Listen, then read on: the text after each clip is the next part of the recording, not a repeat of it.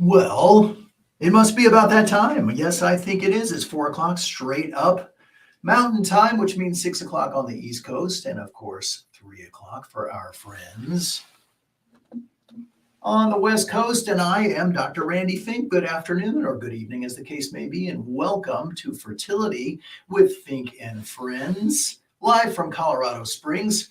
We are, I think we're having all kinds of glitching over here on the Facebook side, but I think maybe we just fixed that. Oh, I don't know.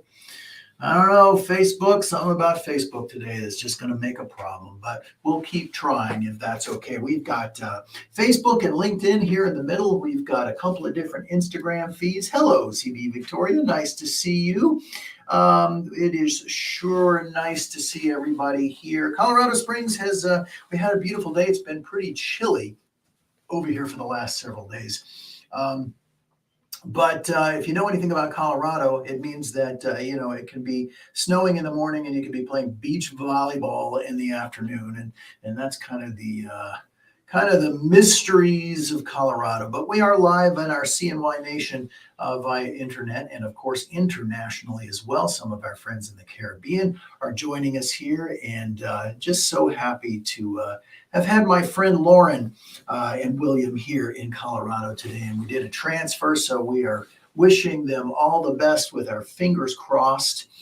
Today is a very special day on Fertility with Fink and Friends. We have a special guest who is going to join us, and I will introduce him to you in just a moment. But I thought I would tell you just a little plug for my friend and colleague, Brandis Montez, who is our nurse practitioner here in Colorado. She has started her egg freezing cycle. Today is STEM day 2, and she is chronicling that experience on her Instagram feed, and that is Brandis Courtney, Brandis Courtney, Brandis Courtney. Oh, you see there? Fine. Thank you, Lauren, for finally tuning in and seeing me when I say hello to you. And hello, as always, to my friend Amber in Kentucky, because if I didn't say that, it's like I'm not even here. Brandis has started her STEM cycle. Again, she's going to chronicle the entire thing to share with you guys her own experience. And here is something really interesting that we just learned, both of us just learned, and that is that if you're using Menopur, if you're using the drug, hey, Gulf Coast, nice to see you there. If you're using Menopur stings, and I didn't realize that. I pretty much always thought that, of course, you're sticking a little needle in yourself, and so it doesn't feel good with the FSH drug. But that Menopur itself, I had heard it stings, but I didn't know kind of what that was. What that was really all about. I'm told that yes, it actually stings pretty bad. Brandis made it all clear to all of us that it is not a fun thing to inject. But so we came upon a very unique little trick if you are stimming now or you haven't done this before. If you take Menopur out and you leave it out on the counter for about 30 minutes, all the little bubbles and things come out of it. It does not have to stay refrigerated, but if you leave it out for 30 minutes and then you inject it, I'm told that it really doesn't really feel like much of anything at that point. So we're going to figure that one out later on, I am told. But so helpful little hint, and hopefully that'll be something that's worthwhile for you. Again, thanks for being here with us at Fertility for Fink and Friends, live from Colorado Springs. Joining me tonight in the studio is a very impressive man. Step on in here, would you? This is an impressive guy. Uh-oh, it looks like we just lost a connection.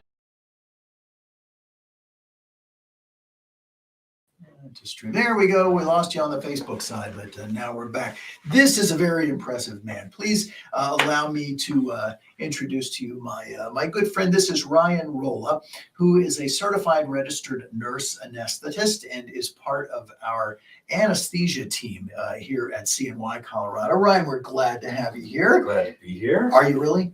Well, sort of. No. Okay, well, A little you said nervous, right. but it's okay. All right. Well, don't be nervous just because they're all looking at you right now. They all really want to look at you. Ryan takes care of folks here who are having anesthesia. And why do you have anesthesia? You have anesthesia because when we do an egg retrieval, we want you to feel nothing. Oh, look, someone's saying there. Jazz Reed 16 said, he's amazing. Yes. He's amazing. Thank you. I'm glad she got my $20. Well, I was going to say that means that you've never met him.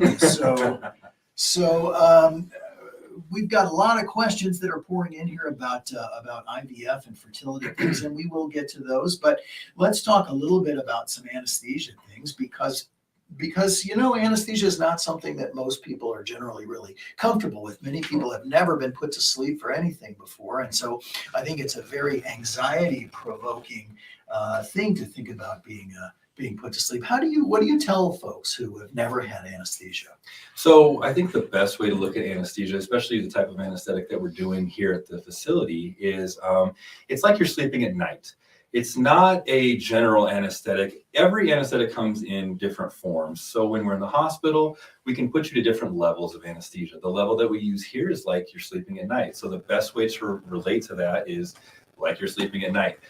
We do have a little bit of oxygen going while you're sleeping, and that's the main difference between that and at night. It's a very easy process. We started an IV. Through that IV, we push medications. The medications take about anywhere from 10 to 20 seconds to interact with your body, and you're sleeping within that period. So it's that fast. 20 seconds later, you're asleep. Yeah, even faster. And many people have told me that they feel like that the IV is the worst part of the whole day. Yeah, I totally agree. I think and the IV is just a tiny little poke, and if you can get through that tiny little poke, then you can make it through the entire day. Well, that's very interesting. You say that it's sort of similar to being asleep at night. When people are under the anesthesia, the type of anesthesia that we do they dream? They do dream, but the thing is a lot of them don't remember their dreams. So when a lot of people wake up, I usually always ask, "Did you dream of anything?" They'll say, "Well, I did dream, but I just can't remember what it was." I've only had in the career that I've done, I've had maybe 5 people actually remember their dreams. Which is kind of an interesting thing about anesthesia. Well, that is interesting. So, and going to that idea of remembering things, you hear people tell stories about, oh, I was in a surgery and then and I woke up during the surgery. Does that sort of thing happen? It can happen. We do use medications here that help to prevent that from happening. Basically what that is. So it happens in other places. It doesn't happen to us. Exactly. Right. We make sure that you are asleep the entire time. And that's for sure. The way that I can monitor the fact that you're sleeping is I'm looking at your vitals, the entire procedure. So if you're starting to wake up or if you're starting to feel pain, I can tell by your blood pressure, your heart rate, your respiratory rate, changes in everything, every part of your body. I can tell if you're waking up.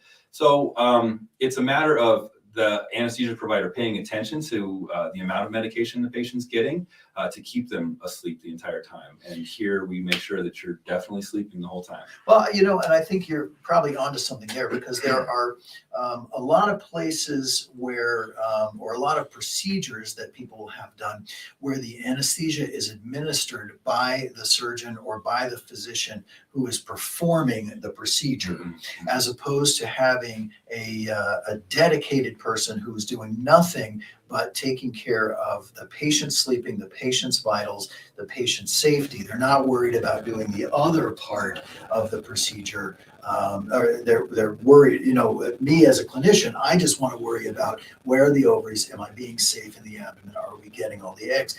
I don't want to have to worry about those anesthesia things. And so is that part of it? Is that one of the reasons that sometimes people might wake up? Yes, absolutely. They're not able to focus their attention completely on the patient in the anesthetic realm.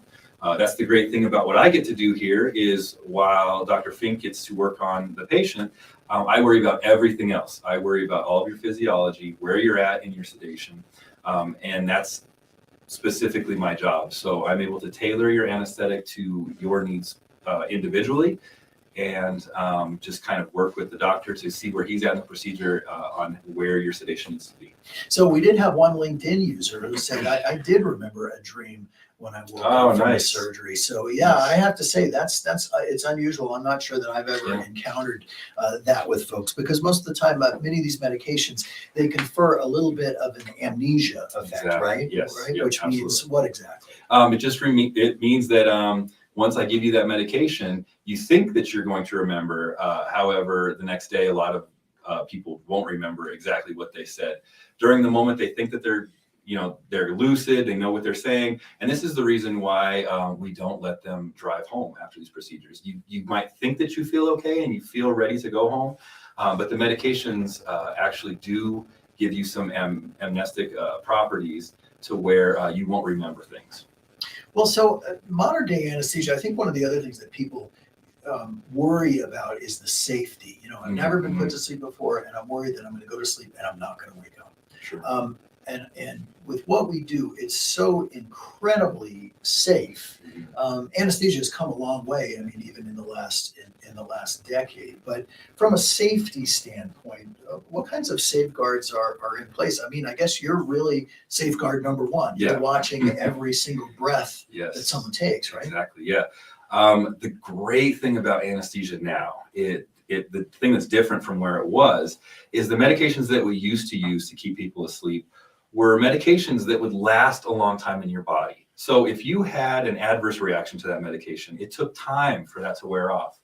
The medications that we use now are so fast acting that if there is any issues at all, it's very easy to just take the dose away and just wait, and your body will process through it. So by administering little amounts of medication, it's very, very safe. If there's ever any issues at all, you can stop administering the medications. It'll wear off in your body, and you're back to normal, back to square one. My friend from Miami tells me it feels like a nice nap. You really feel like you're in the best hands there. Well, thank you for that. That's very nice, and it's nice to get a good nap, isn't it? It is. Oh, absolutely. I've been told a lot of times that people will say that's the best nap I've had in a long, long time. So. Looks like we are having a little difficulty on one of the Instagram feeds here. So I think we're going to try to end that and restart it. Okay, hang on here. Let's see if we can't do a little quick.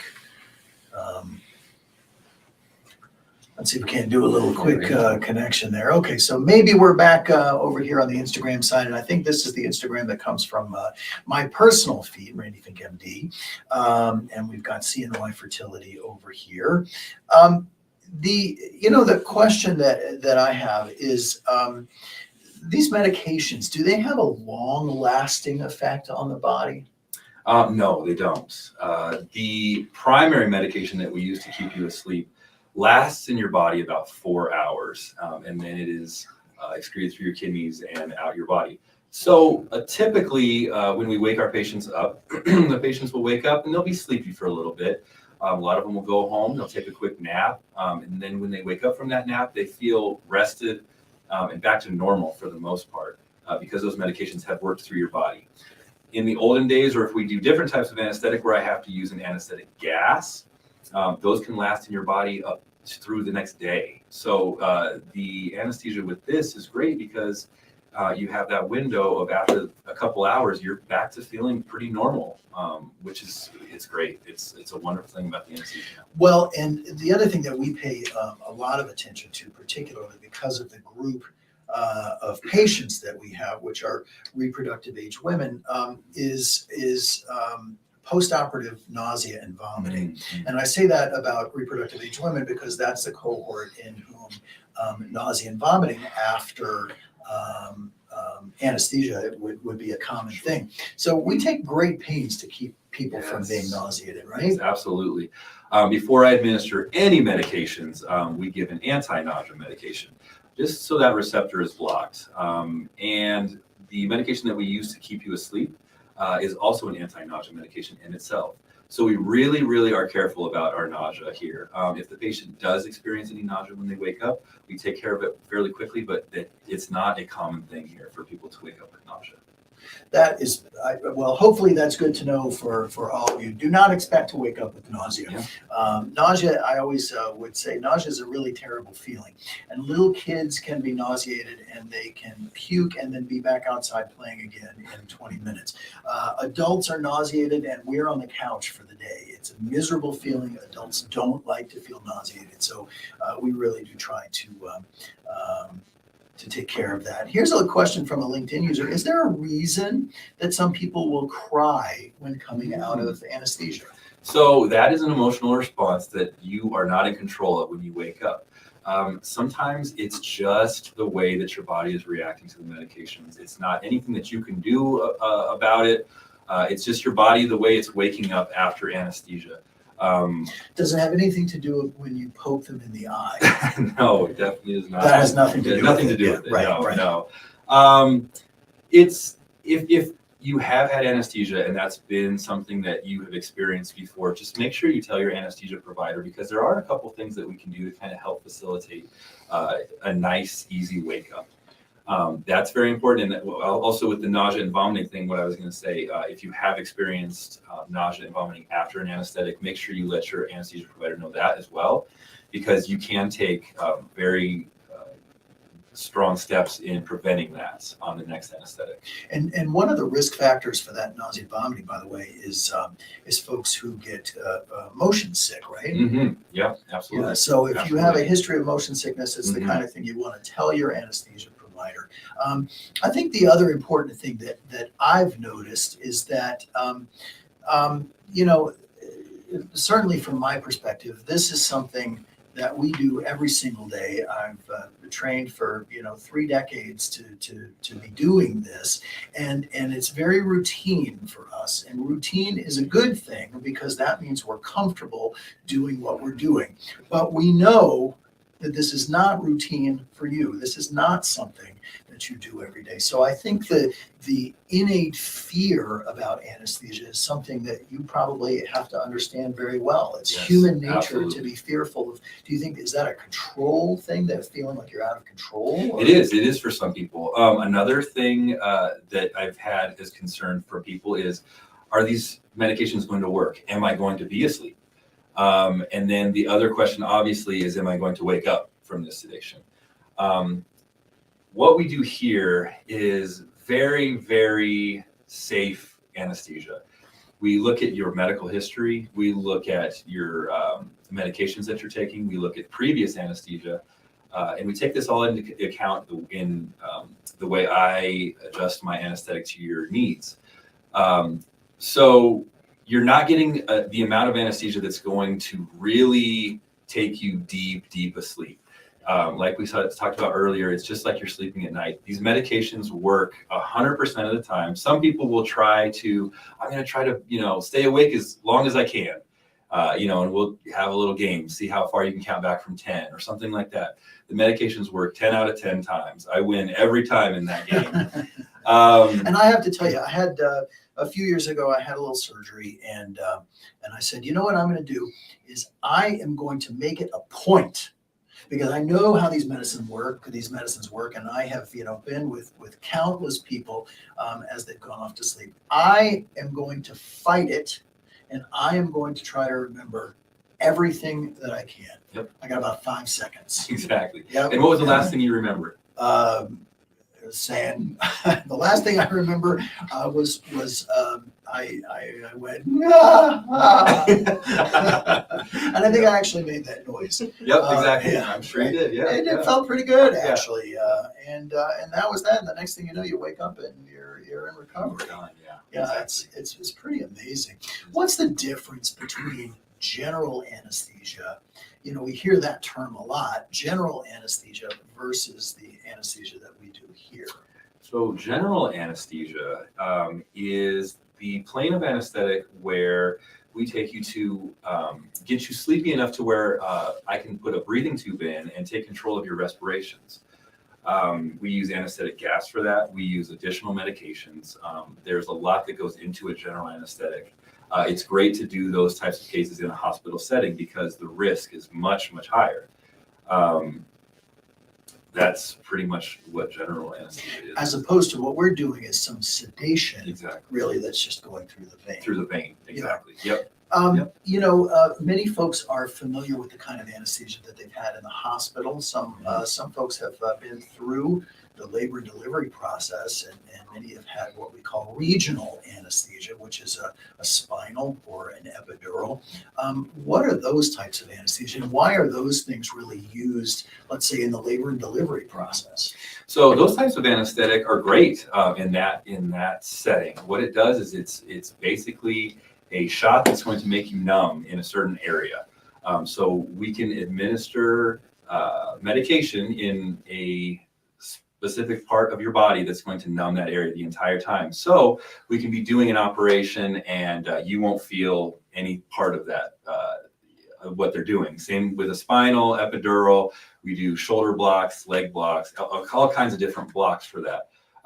In this setting, it's not useful because you can't really numb that area specifically. And Well, and what we do is so fast. Exactly. It would take 10 times longer to get the anesthesia effect than the actual procedure being done, right? Yeah. But so when folks are having babies and they get an epidural, what's the difference between an epidural and a spinal? so an epidural is actually a catheter is used to thread into the space to where we can administer medications In the back. In the back, yep, excuse me, at different points of time. A spinal is a one-time injection. The spinal is a lot heavier of a anesthetic. It lasts a while. So what you will do if you're having like a C-section, typically we will use a spinal if it's a scheduled C-section, because it's just a one-time dose. We can give you that, get the baby out, and you will be numb throughout the entire process. An epidural is something that we can use for pain control throughout your laboring process. What's the ideal type, or what's the ideal, I should say, amount of anesthesia for someone having an epidural? Should they be able to feel something, let's say a labor epidural? They can feel stuff, especially as once they get to the labor part of when the baby is actually coming. You can't stop that pain with an epidural. So you typically have to go to a spinal, although it's such a fast process at that point, you don't usually have time to do that. So with the epidural, you're just controlling the pain up until the very final process of that. Carly, hey Carly, it's nice to see you here. Can you talk about a vagal response to anesthesia? At her egg retrieval, she did become vagal. Well, first of all, just to clarify that term vagal, or what we call vasovagal syncope, what does that mean? And many people have probably experienced that before and didn't know actually what the term was, didn't know what that meant. What would it feel like to me if I got vagal right now? So a vasovagal response is basically a fainting response. You're going to feel clammy, you're going to feel sweaty, and in a lot of instances, they will faint. It depends on, you said your vagal response to anesthesia. So was that, I don't know if that was after the anesthetic or prior? It was during, actually, if I remember correctly. Yeah. So, Okay. So, if I'm awake and I start to get vagal, I get, like Ryan said, I get clammy. I start to feel the room kind of starts to swoon. And basically kind of what's happening there is that my blood pressure is dropping. And if the blood pressure is dropping, then the blood is starting to drain out of my head, my brain. And my brain says, whoa, we need blood here, guys. So, you need to lie down. So if I'm not going to lie down voluntarily, it's going to make me lie down. It's going to make me fall down. And that's how people will pass out. And the goal really is so that when you're lying flat, that blood can again flow to the brain. And so other feelings that go along with that, you typically get sweaty. Sometimes people will get a little diarrhea, and then maybe get flushed. But it can happen with anesthesia, and we see it happening because we're monitoring the vital signs. And so I think what happened with Carly is that her heart rate started to go down, her blood pressure started to go down. What would cause that in someone? And the good news is that, well, when you're monitoring every heartbeat and breath, you're on top of that. Yep, absolutely. So the medications that we administer are vasodilators. So when I give you the medication, what it's doing is it's dilating your blood vessel. This is typical of a vasovagal response too. Your blood vessels are being dilated out. Your blood is being drained. It's going to different places. So when we administer those medications and your vasculature gets larger, you can have issues if that's something that you have a tendency to go towards in having that response. The great thing about it is, as I'm monitoring you, if your heart rate goes down, if your blood pressure goes down, we have medications that can actually tighten that vasculature up. It can vasoconstrict.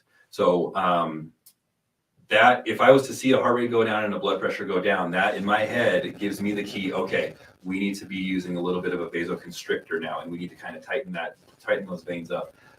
And there are great medications to do that. They're safe.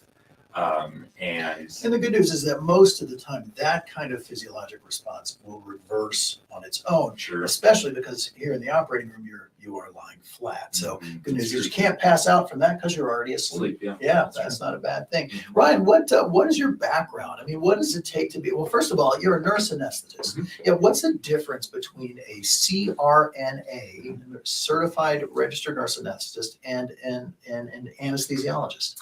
So there are two different paths in anesthesia. The CRNA, or the Certified Registered Nurse Anesthetist, is a nurse first, and they take the path to anesthesia through the nursing route. The anesthesiologist goes to medical school, and they take that route, and they do an anesthesiology residency. The difference between the two is a nurse anesthetist, actually, we go to nursing school for 4 years, and we have our bachelor's in nursing. We have to work a minimum of 2 years in a level 1 ICU, and that's just minimum before you can start even applying to anesthesia school.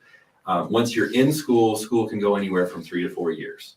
At that point, the difference is the physician side, the anesthesiologist side, they're doing clinical rotations as a residency while we're actually practicing in the hospitals. So we do the same jobs, we monitor the same things, we administer the same medications, we do the same things they do, but our schooling just starts down the nursing route as opposed to the medical route.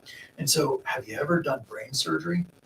I have done anesthesia on people that have been doing brain surgery. I was going to get you there. I wanted you to say, yes, I have done brain surgery. And I was going to say, and what did they do when they removed your brain? Yes, yeah, oh yeah. I almost got him there. Yeah. I almost got him. Oh, yeah.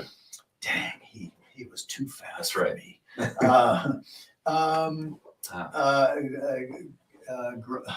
Growing the Weisses. I think that's what that's. The Lewises. Oh, sorry, not the Weisses. The Lewises. Had a bad reaction after an IUI and was nauseous and in so much pain. Can this happen with retrieval? Well, let me tell you what probably happened there. When you have an IUI, an intrauterine insemination, we are washing the sperm to basically clean off some of the chemical that's on that sperm. And that chemical is called prostaglandin. Prostaglandin, if there's still prostaglandin in that specimen, when it goes inside, it can make you feel really bad. It can make you severely crampy. It can make you extremely nauseated. And so sometimes that's what happens with an IUI because the prostaglandin hasn't been completely washed off the sperm. And that's one reason that we do that whole sperm washing thing so that we don't put basically raw sperm all the way up inside the uterus. Whereas when it's deposited in the vagina, in the case of home intercourse, the process of the sperm swimming up inside the uterine cavity will help to clean it. When we're doing an IUI and we're placing that sperm directly inside, that's really what happens there. How do most folks wake up from an egg retrieval? They wake up great. A lot of people wake up, like we've talked about, saying that, I feel very rested. You can wake up and kind of not know where you're at when you wake up. I've had people be like, oh, I thought I was at home sleeping. But it's pretty quick. Once you wake up, you come to your senses very, very quickly, and you know where you are, what has happened to you. And a lot of people, the reaction that we get is they said, are we done? We're already done? Yeah. I mean, it seems like a blink in time. From the moment that medication hits to the time that you wake up, you have no recollection of time. So it's kind of like it's just lost. It's like, I was here and now we're done, and I get to go on with my day. And speaking of no recollection of time, have you ever done brain surgery? I almost got Can't it again. remember. Oh, right. Well, what did they do with your brain? I don't. I got him. Yeah, I got him. Yeah. Miss Gulf Coast Girl says, but that is the part that makes me the most nervous, because I've woken up before during something, and I guess that's not an uncommon thing to hear about. But I have to say, in our world here, and in my experience in thousands and thousands, tens of thousands of patients in the operating rooms, I've never had a patient wake up. Yeah. And that's the great thing, that we are so closely monitoring the patient that we can assure that the patient actually is asleep throughout the entire procedure. So what are you actually doing during the procedure? I mean, when they wake you up? Mm-hmm. Yeah. Well, when you wake me up, I usually want a snack, something. Yeah, of course. Of course. Yeah. Well, they describe, anesthesia and being an anesthesia provider as hours and hours and hours of utter boredom, punctuated by moments of sheer terror. Yes, absolutely. I can agree with that 100%. Yeah. What are you actually doing during a procedure? So what we're doing is, from the moment that I meet you, I can either help place the IV if you're uncomfortable or you need extra assistance. Once the IV is in and you've spoken to everybody, I'm able to start administering medications. So like I said, we start with an anti-nausea medication, and then we start just getting you off to sleep, just nice and easy. Once you're asleep, I get to monitor your vital signs the entire time. So I watch for any changes in respiratory rate or heart rate or blood pressure. And that tells me I need to administer a different medication, more medication. I kind of go based on how you respond to the anesthetic that I'm giving you. And that goes on throughout the entire procedure. I write down all of your vitals, all the medications that I've administered to you throughout the procedure. And then once he is done, I wake you up, and that's pretty much it. It's pretty quick. So I wake you up, and I'm able to, once I make sure that you are stable, which means that your vital signs are all within range of what they were when you came in. We want to make sure that we're safe at the end, and if there's any issues, address those. Well, there was a question here, not sure if I missed this, but why would we use anesthesia? I do want to address this, because there are some IVF practices that I'm aware of that will, we use them for egg retrievals. So I've got a very sharp needle through an ultrasound probe that's going through the wall of your vagina into your pelvis, into the abdominal cavity, in order to go into the ovary to suck out the egg. And that's the medical terminology, to suck out the egg. But to me, there is no chance that I would want to have that done without anesthesia. There are some IVF practices in this country that offer anesthesia as an adjunct, as something that you have to pay for extra. And frankly, I don't really see it. There are some patients, I have done egg retrievals without IV sedation, and I have to tell you, it makes me very nervous, because it potentially can be a very dangerous and painful thing, especially with the large blood vessels that are on the inside. I wouldn't do it without anesthesia. Yes, it is very quick. An egg retrieval is probably 10, maybe 15 minutes, and sometimes even less than that. Maybe it's just 5 minutes. Fergie's 1019 says, I woke up wanting a Bloody Mary. There you go. So There actually, you got a Exactly. Bloody Mary is what I say. It's all the fun, none of the calories. That's right. Is the best part about the anesthesia there. So I liked what this one up there said. Hey, what's that? Where?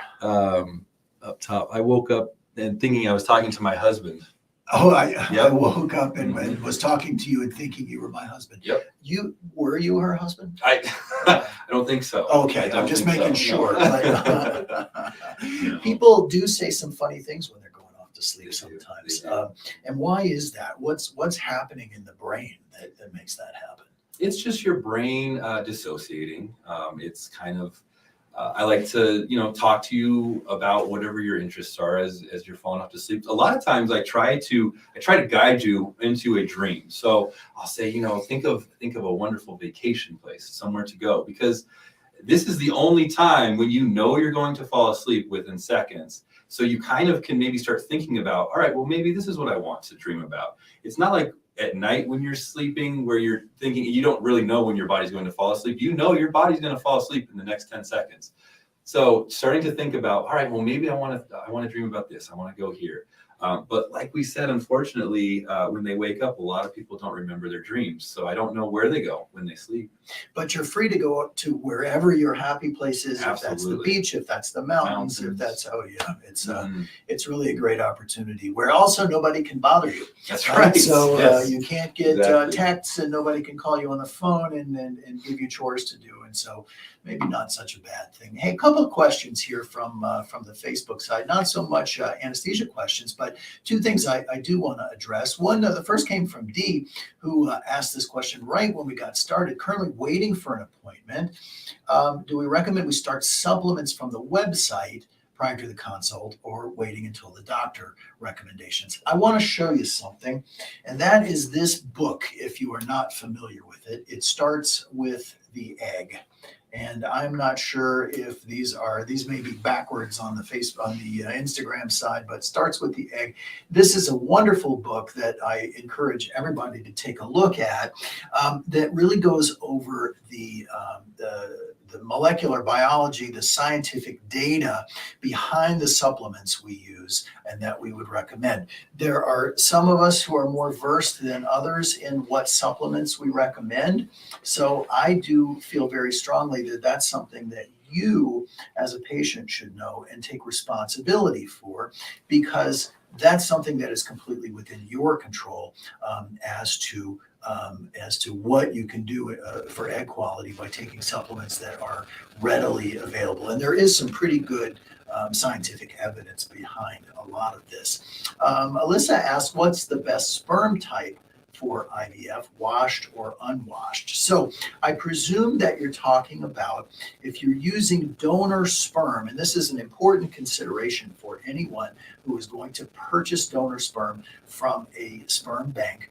Do you buy washed? Do you buy unwashed? Do you buy IVF ready? Is it IUI ready? You buy the least expensive sperm you can get, because we are going to prepare it in the lab. All right. We are going to do that work. You do not have to, and it's included in the price. So you do not have to pay the sperm bank extra to have some sort of special preparation, because we're going to do it anyway. And this reminds me of one other really important thing I wanted to say. If you watched a couple of weeks ago, we were talking about vitamin D, and I very, very, very emphatically recommended a particular vitamin D. It's a vitamin D3 with K2. And I invited anyone who was interested to, please text me through Instagram, and I am happy to send you a link for where to get what I believe is truly the best vitamin D.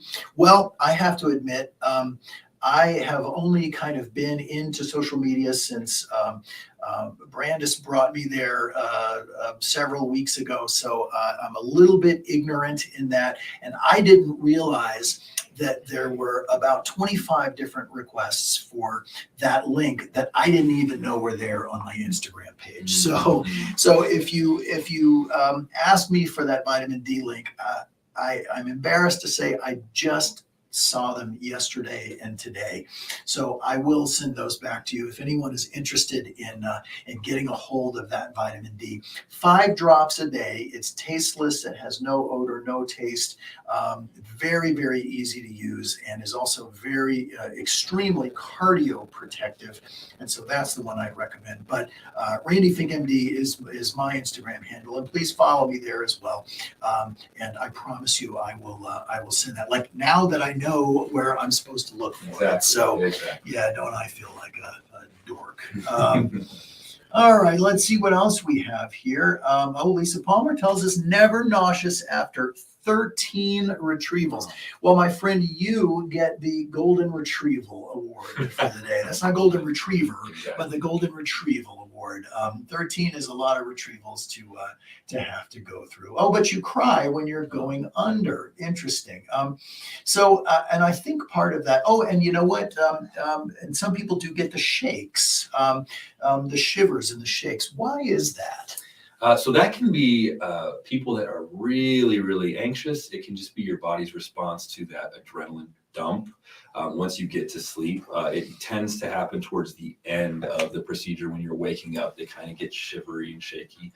It's just a reaction that your body's having to the medications and your central nervous system. Okay, and my friend here again in Miami is telling me how to maximize social media. She's a social media person, but she's going to be pregnant after today. Am I right? Yes, thank you, Lauren. Lauren's going to be pregnant after today, so thank you for that advice there.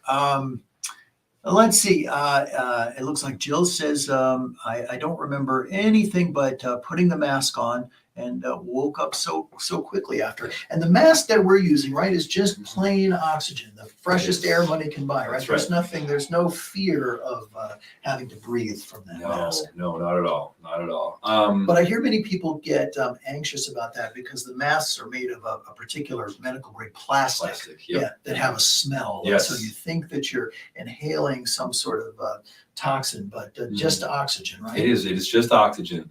I've had a couple of patients be like, "Oh, this smells like my grandma's shower curtain." So that's a pretty common response I've had to the mask smell. But yeah, it's just oxygen in it. If you are claustrophobic, I always ask before I put the mask on if you are. What we can do is we can just have some oxygen kind of blowing by before you fall asleep. But once you're asleep, it is very important that you are getting oxygen through that mask. So that is kind of a tool that we use here to make sure to ensure your safety. And you know, the thing that clips on the finger, what's that for? So what that is that's a pulse. It's called a pulse oximeter. It's basically telling us the amount of oxygen that is attached to your blood cells at the time. So typically people walk around anywhere between 93 to 100% on that. If you start to dip down below what your normal body physiology is normally used to, this is kind of another alert. Okay, do we need to give you more oxygen? Are you having difficulty breathing? Sometimes patients have sleep apnea that is undiagnosed, and that can kind of affect your oxygenation. That also affects your oxygenation at night while you're sleeping next to your partner or by yourself. And it is something that can be very serious. And so afterwards, we usually do talk to you about that if you do have a serious case of sleep apnea. But yeah, that monitor just kind of tells us where your oxygen is throughout the procedure. So I do want to mention a little something about sleep apnea here in a second, but that pulse ox, it's non-invasive, right? Oh yeah, non-invasive. And so it's literally looking at the color of the blood cells through your fingertip. Yeah, yeah. Well, do people with big nails, can that affect the reading? Yes, it can, absolutely. If you use that really thick, if it's a thick, dark, if you have the gel nail or the acrylic nail and it's thick and dark, it can affect the reading sometimes.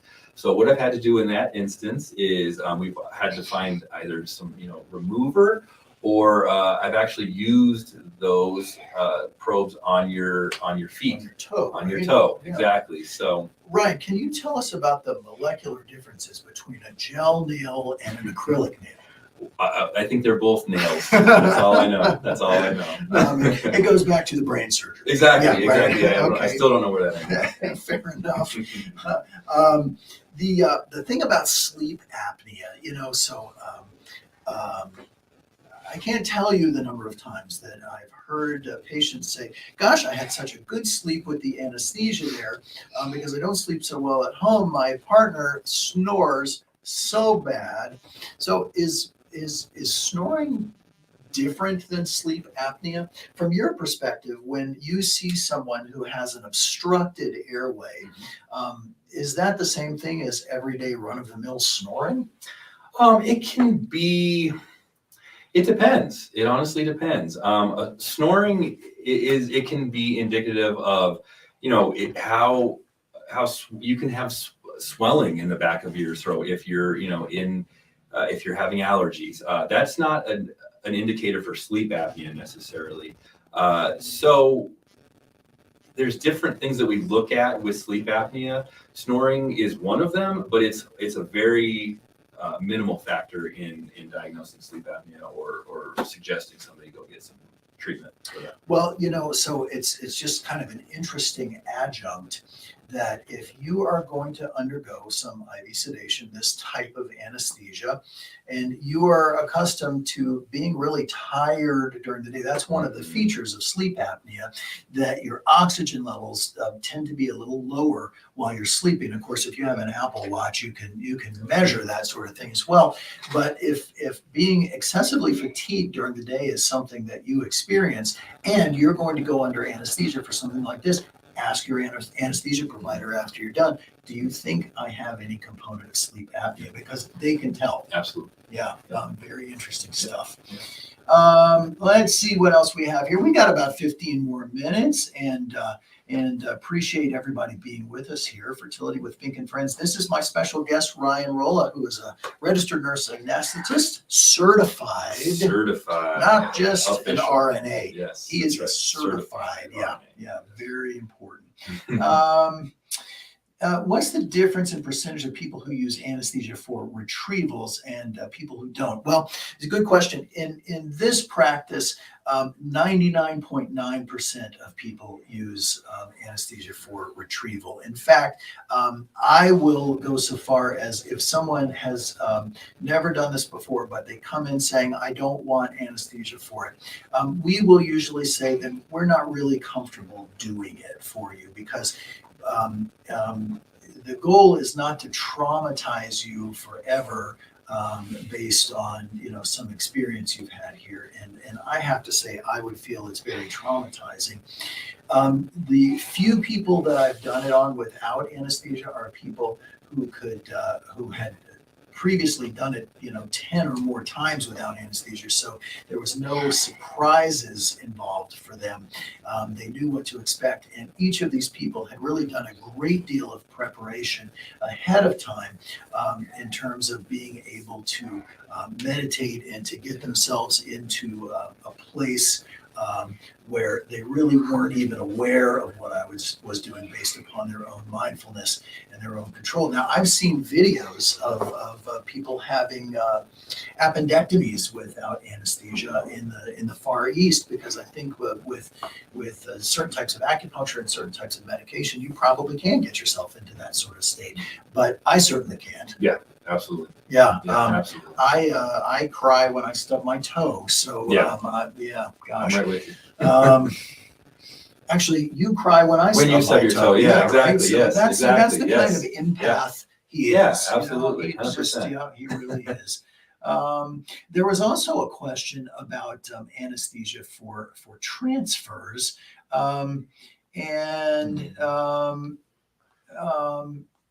there are some people who will use and who require anesthesia for transfers.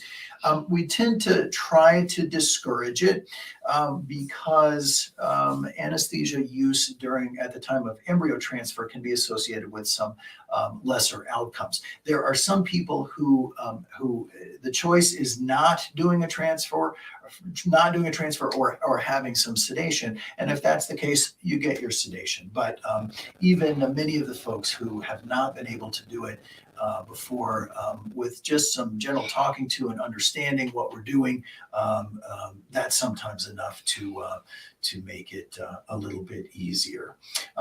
Here's a non-anesthesia question. This comes from Lonnie.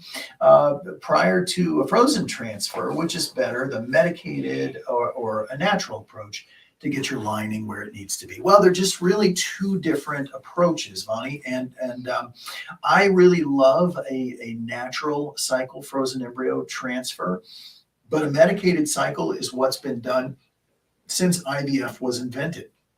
And that's 6 to 12 days worth of estrogen to thicken up the lining, followed by typically 6.5 days of progesterone, followed by your transfer. Very, very routine, very much the same kind of thing every time. As opposed to with a natural transfer, we let your body do what it's supposed to do.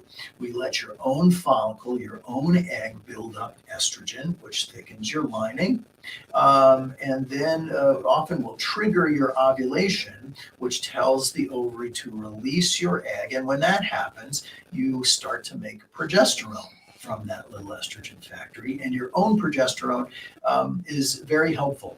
It may give us a little higher pregnancy rate, it gives us a little lower miscarriage rate, and it also seems to decrease some of the blood pressure type complications that folks have when they are pregnant. So that's a natural. There's a modified natural frozen embryo transfer cycle. So both of those are great options. Sometimes people have a hard time, God bless you, sometimes people will have a hard time being able to grow their lining in a medicated cycle for one reason or another. And if that's the case, then oftentimes I'll say, well, let's see what happens in a natural cycle, because your body may be able to do it by itself. Giving you all that estrogen may not be, may be something that your body will do on its own rather than with the medication. So good question there. Let's see what we have here. It looks like Fergie's is going in for a beta tomorrow. We will keep our fingers crossed. And my friend Amber Vince in Kentucky, who, if you watched my Instagram this last week, Amber was the subject of our video behind the scenes with intra-ovarian PRP. So please shout out to Amber. And if you haven't watched that video, it's very good. Amber graciously contributed her ovaries by ultrasound to that video. So send her a shout out, send her a little note there. Her Instagram handle is at the end of the video. She says, when I hear of clinics that do retrievals without anesthesia, that's a big ball of nope for me. And I have to agree with that. There are several that I have seen for whatever reason in Southern California. And I don't know the specifics of that or why they would do that, but I believe that anesthesia for an egg retrieval is a standard of care. And if you have a friend who is at a place where they are not offering it, I would tell you, please have them talk to us. M. Kid said, saw the reel on PRP. It was amazing. Thank you. Yes, and Amber says, and no one did a video of her when she was loopy. Well, we did, we just didn't publish it. So I just want you to know I have that, and I may be able to keep it for future use, if such a use should become necessary. Yes, that's a threat. Okay. What else we got here? We've got about 5 more minutes. Does CY handle patients with very low AMH to consider IVF and endometriosis? The answer is yes, of course. A low ovarian reserve tells us that there may be an issue with getting pregnant. Certainly, it tells us how your body is going to respond to the medications that we use to stimulate the ovaries. So for sure, that is something that we do day in and day out. So please do talk to us. And that says Xanis 21. I thought it said Xanax 21. Xanis. Yes, we do. And thanks for asking that. Romero wants to know, Does diabetes affect oxygen levels? Well, I suppose it depends on how you mean that. But let's say that what are some of the particular challenges you have when providing anesthesia care to someone with diabetes? So people with diabetes, when you undergo anesthesia, your body still feels whatever's happening to it. And when your body feels any kind of difference, whether it's pain, whether it's whatever it is, there can be a response from your body. This can be a cortisol response. And if you are a diabetic, your blood sugars are kind of one of our main concerns. Because of when you are under and your body is put under that stress, you can have a little bit of a rise in your blood sugars or your cortisol response. So it's important for us to know if you are diabetic. I haven't seen a diabetic have problems with their oxygen though.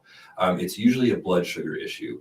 And it's something that there's medications that we do give that can cause a rise in that blood sugar. So it's just important for us to know that you are diabetic. But as far as oxygen, I haven't seen that necessarily. Here's a question from Kirsten. I have very high cholesterol, mostly due to genetics. Should I still be eating keto and carnivore? Well, I would tell you that's a question that I can tell you how Dr. Kiltz would answer it, and how certain folks in the functional medicine world would say, let's address that.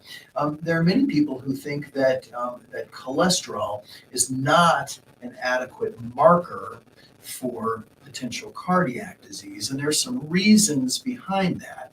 And I think we might have talked about this on one of our other episodes, and that was many folks with very high cholesterol can do a scan called a CT calcium score, which shows whether there is actually any buildup of plaques in the coronary arteries.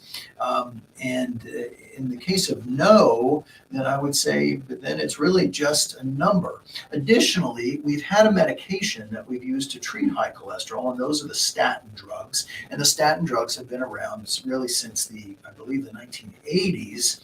But yet over that period of time, so why do we treat cholesterol? Well, we want to stop people from having a heart attack, right? But since those statin drugs have been out, the incidence of that first heart attack has not gone down. So it begs the question, is the cholesterol a good marker for potential heart disease? If you have known heart disease, cholesterol is a marker. But if not, I would say, well, I think it's certainly questionable. Should you do keto carnivore? The Dr. Kiltz answer, Kirsten, is yes. Ovi Mercy wants to know, can I do an FET if I'm spotting before the transfer? I think it depends on how much spotting. So if you're having an actual flow, then I think we have to be very judicious about that. There's something hormonal that's making that lining start to slough off, and we want that lining to be very stable. So I would think carefully about it. But if it's just a little spotting, then oftentimes that is okay. Well, as we start to wrap it up here, I want to say a very special thanks to Ryan Rohla for your expertise and all you do to care for our patients here. Thank you. And hope we'll be seeing more of you, and you're welcome back anytime, although not when I'm here. So, perfect. Wait, did I say that out loud? No, I don't think so. Okay, I think that was just inside my head. was. For all of you who are trying to have that family that will mean so much to you in your lives, that's what we're here for. That's what I do day in and day out, and that's what makes me feel good, knowing that I have the unique ability to help you. So in the meanwhile, let me say thank you so much for the privilege of your time this evening. And if we can be of service, please do reach out to us. Live from Colorado Springs, I'm Dr. Randy Fink. And this is Ryan. I'm Ryan Rohla. And we'll see you next Tuesday, 4 o'clock Mountain Time, Fertility with Fink Friends. Have a great week.